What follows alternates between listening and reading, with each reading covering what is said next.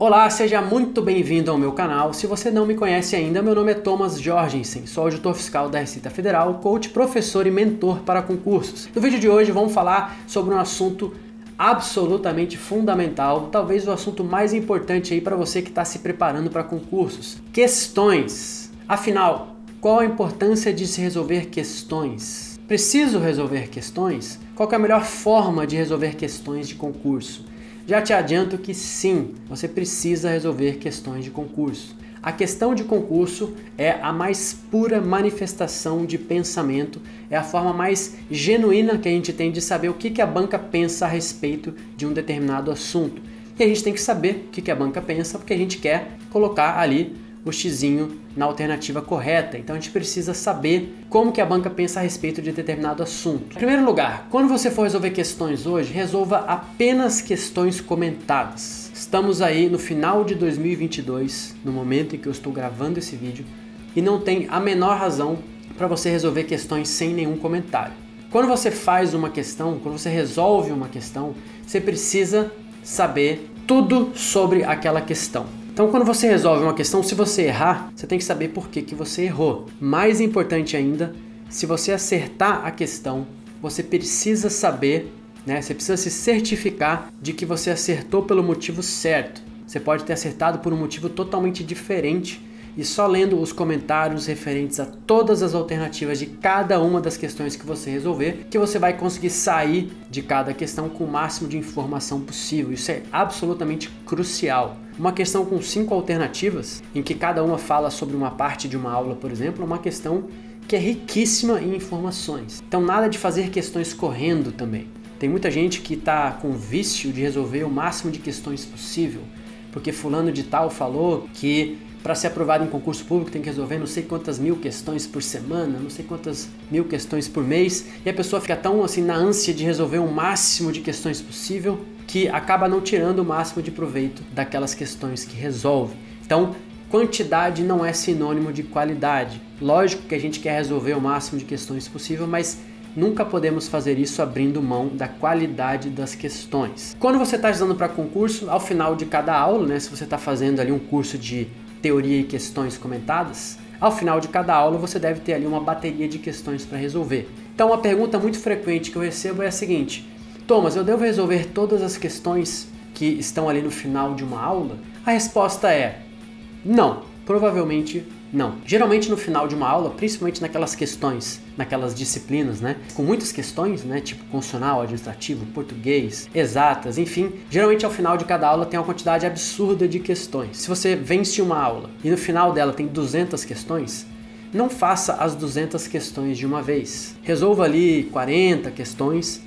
Isso já vai te dar uma boa base daquela disciplina, já vai dar para ver bastante coisa, principalmente se você valorizar bem aquelas questões, Deixe as outras questões para futuras passagens, futuras revisões, inclusive. Quando você for fazer futuras revisões daquela aula que você já venceu, uma forma bem interessante de revisar é por meio da resolução de questões sobre aquela aula. E se você resolver numa tacada só todas as 200 questões daquela aula, você não vai ter questões novas para trabalhar. É lógico que eventualmente, se você for um aluno ou uma aluna dedicada, em algum momento você vai esgotar as questões, praticamente todas as questões relevantes. Se você puder adiar isso, porque quando você resolve apenas uma parte daquelas 200 questões, também tem o benefício de você avançar mais rápido frente às aulas. Então, você vai passar muito mais rápido por cada aula se você fizer apenas uma parte das questões. E como eu falei agora há pouco, eu não estou pedindo para você ignorar as questões que você não fez. Eu estou pedindo apenas para que você as resolva em momentos futuros. Que aí, em momentos futuros, você vai ter novas questões para revisar o mesmo assunto. E é bem mais legal resolver questão inédita. Mas também é legal, depois de um tempo, chegar numa situação em que você praticamente sente que já resolveu tudo. Paradigma que eu quero quebrar. Quando você está num estágio tão avançado que você já resolveu praticamente todas as questões relevantes de uma disciplina numa área, isso não é motivo para ficar deprimido, muito pelo contrário. Vejo muito aluno que fica desestimulado quando chega nesse ponto. A pessoa fala assim, putz, mas não tem questão nova, eu já respondi tudo. Quando eu vou responder, eu sinto que na metade do enunciado eu já sei a resposta porque eu já decorei. Isso é bom, isso é ótimo. Significa que você está tão afiado que você já memorizou praticamente todas as questões relevantes que existem sobre aquele assunto. Claro que antes de chegar nesse ponto, é legal você procurar questões novas, mas vai chegar num ponto aí, em algumas disciplinas mais rápido e outras vai demorar um pouco mais e que você vai ter resolvido aí todas as questões relevantes. Isso não é ruim. Mas se você puder adiar essa parte, se você puder fazer uma fração das questões de cada aula, avançar mais rápido nas aulas e ainda guardar questões inéditas para futuras revisões, acho que isso é muito mais benéfico, porque você avança mais rápido nas aulas, você guarda questões futuras para treinar e, de uma maneira geral, acho que é muito mais benéfico você estudar dessa forma. Não fica tão maçante, né? Você ficar respondendo 200 questões de uma mesma aula. Tá? Quando você for resolver as questões, deixe as questões te guiarem para outros materiais. Não resolva apenas questões em modo acelerado, como eu falei agora há pouco. Quando você resolve uma bateria de questões, permita que ela te direcione para um PDF, para você melhorar as suas marcações, para você melhorar anotações, para você escrever, né, novos comentários sobre algum assunto já estudado. Deixe as questões te direcionarem para a lei seca, né? Então, se você está resolvendo questões sobre um capítulo da Constituição, por exemplo, é muito saudável, é necessário até que você deixe essas questões te guiarem para os diferentes trechos da Constituição, para que você possa destacar os artigos cobrados, os incisos cobrados e que você, além de destacá-los, né, para que você possa também enriquecer esses artigos com informações que vão tornar a leitura daquela norma seca muito mais agradável. Vou colocar aqui na descrição um vídeo sobre o estudo das leis secas, tá? Isso é importantíssimo, assunto para outro vídeo, mas o fato de você resolver as questões e tirar proveito das questões para melhorar e personalizar as normas é algo extremamente benéfico, eu diria até necessário na sua preparação. Assim as normas, vai ficar muito mais fácil entender o teor das normas, né? O teor que normalmente é bem truncado, depois que você colocar toda a sua experiência que você acumular resolvendo questões. Enquanto você não souber a banca que vai organizar o seu concurso, resolva questões de diversas bancas. Essa é uma pergunta muito frequente. Eu resolvo questões de quais bancas, né? Então, assim, na verdade, se o seu concurso está bem distante, mesmo que você tenha certeza de qual banca que vai fazer o seu concurso, que na verdade não é muito comum, né? Que no caso da Receita Federal, mesmo sem autorizar e sem escolher a banca, o pessoal sempre soube que era a ESAF a banca. A ESAF foi extinta, não vai mais fazer prova, então, assim, agora a Receita Federal caiu na regra geral dos concursos, em que a gente não sabe, na verdade, qual que é a banca. Então, quando você está fazendo um estudo a médio e longo prazo, faça questões de diversas bancas, porque daí você vai se acostumar com a forma de todas as bancas cobrarem os assuntos. Você não corre o risco de ficar trabalhando apenas numa banca e quando chegar lá no dia de acontecer, né, de ser divulgado uma banca que você nunca treinou, a não ser que seja uma banca muito pequena, né, muito rara, que quase nunca pega concurso, aí pode até ser que você nunca tenha treinado ela, mas aí não tem problema, porque todo mundo vai estar na mesma situação que você. Agora, as bancas mais conhecidas, como FCC, FGV, CESP, enfim, Sebrasp, né, é importante você treinar desde sempre, né, para que você também fique atento ao fato de que uma banca sempre fica olhando para outra. Então, às vezes, uma banca inova num determinado assunto, uma outra banca vai lá e copia, isso acontece muito. É importante resolver questões de todas as bancas, tá? Pelo menos as mais conhecidas, tá? E a partir do momento em que a sua banca é definida, aí é importante que você faça uma imersão em questões daquela banca. Por exemplo, você está ali há 2 anos estudando questões de todas as bancas, já está super afiado e tal, já avançou, já terminou várias disciplinas e tal. Aí vamos supor que é definida a FGV como banca para você. A FGV vai fazer o seu concurso. Aí é interessante você fazer, a partir daí, uma imersão em questões da FGV. Thomas, mas eu vou fazer exclusivamente questões da FGV? Nunca vou fazer questões de outra banca? Não necessariamente. Por exemplo, existem assuntos, disciplinas, que cada banca gosta de cobrar de um jeito muito peculiar. É o caso, geralmente, com português, com contabilidade e com exatas. Cada banca tem um jeito muito específico de cobrar aquele assunto. Nesse caso, a partir do momento em que a banca é definida, é legal você concentrar suas energias naquela banca, para que você fique vacinado ali com a forma que aquela banca tem de cobrar aquele assunto ou aquela disciplina. Em outras disciplinas, como direito constitucional, administrativo, tributário, não vejo muito problema em você trabalhar questões de outras bancas quando isso for necessário. Thomas, dá um exemplo de quando isso poderia ser necessário. Vamos supor que você queira fazer uma prova de algum fisco estadual e aí a banca definida foi a FGV, tá? Aí você quer treinar ali naquele pós-edital, você quer fazer uma bateria de questões de direito constitucional e aí você quer treinar o assunto direitos e deveres individuais e coletivos. Só que quando você vai, por exemplo, usar um sistema de questões, por exemplo, que é muito bacana de você usar, tá? Já vão se acostumando a usar sistema de questões para vocês poderem usar filtros, selecionar questões da área que você quer, da banca que você quer, dos anos que você quer, do assunto que você quer. É muito importante já ir se acostumando, não tenha medo, explorem bastante o sistema de questões, tá? Mas vamos supor que você queira treinar o assunto direitos, deveres individuais e coletivos, e aí você coloca lá, eu quero fazer questões de direitos e deveres, da FGV, da área fiscal dos últimos 5 anos. Aí você vai lá e acha ali, por exemplo, sei lá, 15 questões.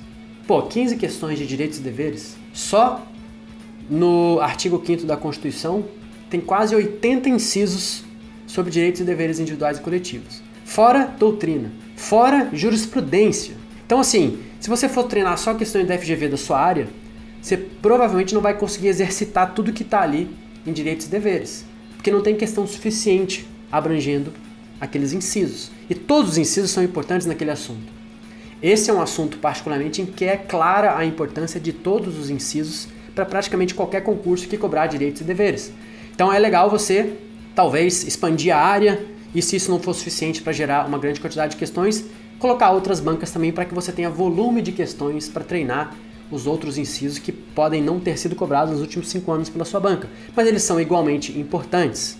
Em outros assuntos, pode ser um pouco mais perigoso você colocar outra banca e tal, então fique de olho nessa situação. Quando necessário, se for uma disciplina em que as bancas cobram o assunto ou a disciplina, né, de maneira parecida, aí pode ser que seja interessante colocar mais bancas ali nos seus filtros, tá? Muita gente fala assim, mas o Sebrasp pode divergir da FGV em determinado assunto, em determinada súmula.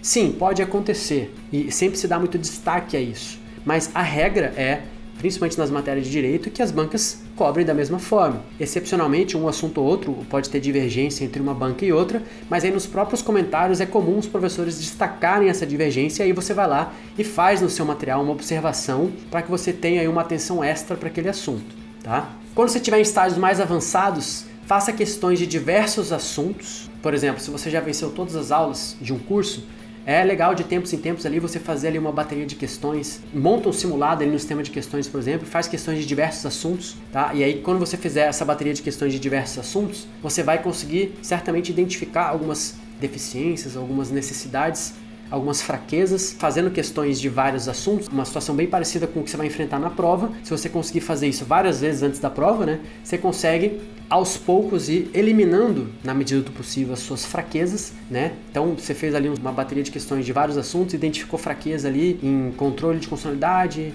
limitações constitucionais do país tributar, lá em direito tributário. Aí você vai ter tempo de atacar, de revisar, de ir lá na norma, de ir na Constituição, de revisar, de melhorar as marcações, de realmente sanar aquelas dúvidas, para daí, quando você for fazer uma nova bateria de questões, naqueles assuntos você já vai estar mais calejado, mais forte, e você vai possivelmente identificar novas fraquezas, sempre buscando aparar as arestas, sempre buscando eliminar o máximo de fraquezas possível.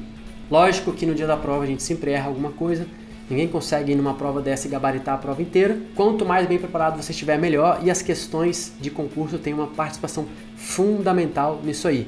Existem várias formas diferentes de trabalhar questões, né? Você pode fazer questões, como eu expliquei agora, de vários assuntos, você pode fazer questões por assunto, né?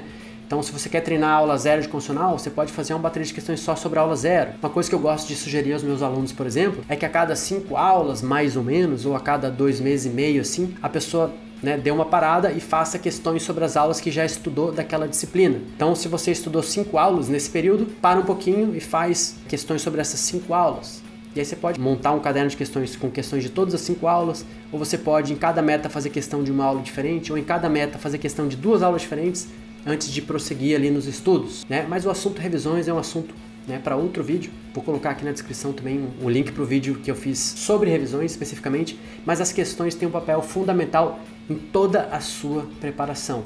Não negligenciem as questões, tá? Elas são fundamentais. Não tenham medo de fazer questões também. Muitos alunos têm medo de chegar e resolver questões e ter um índice baixo de acertos. Então a pessoa fica postergando ao máximo a etapa de resolver questões. Então, por exemplo, a pessoa lê 5 vezes a mesma aula, a teoria de toda a aula 0, só para que quando a pessoa chegue nas questões ela consiga ter um índice satisfatório, que ela tem vergonha ou vai danificar o ego dela chegar nas questões e acertar 50%, 55%. Mas a verdade é que no início você não tem que ter preocupação com o índice de acertos. No início dos seus estudos as questões vão servir para te ajudar a entender como que a banca cobra o assunto. Então, ao invés de ler a teoria 5 vezes, se você ler a teoria uma vez e resolver uma bateria de questões, o que você vai ganhar resolvendo essa simples bateria já vai ser muito mais do que ler a teoria 5 vezes daquela aula, porque são as questões que vão identificar os pontos que você vai ter que focar na teoria, de que forma que a banca aborda cada um dos assuntos, quais são os assuntos preferidos de cada banca. Então não tenham medo de fazer questões, façam questões durante toda a sua preparação e só se preocupem com índices de acerto lá na frente, porque no começo e também no meio, no começo e no meio da trajetória, as questões têm um papel mais de ensinar do que de simular uma nota que você tiraria numa eventual prova. Beleza, pessoal? Eu espero que tenham gostado desse vídeo, espero que esse vídeo tenha te ajudado de alguma forma. Caso você sinta que esse vídeo te acrescentou alguma coisa, peço que você curta esse vídeo e peço que você se inscreva no meu canal para me ajudar aí a produzir mais vídeos, para ajudar aí os concurseiros Brasil afora. Beleza? Um grande abraço, muito obrigado e até o nosso próximo vídeo.